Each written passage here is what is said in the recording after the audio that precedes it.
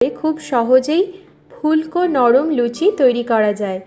লুচি আমরা বাড়িতে সবাই বানাই, কিন্তু অনেকেরই লুচিটা ফুলকো হয় না আর বেশিক্ষণ নরম থাকে না।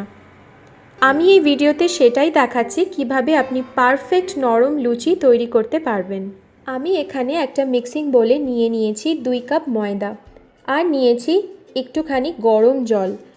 জলটা খুব বেশি গরম হলে হবে না, জাস্ট একটু হালকা গরম থাকতে হবে। ময়দার যেসব খাবার নরম হতে হয় তাতে ময়দাটা মাখবার সময় জলটা একটু গরম থাকলে ময়দাটা নরম হয়।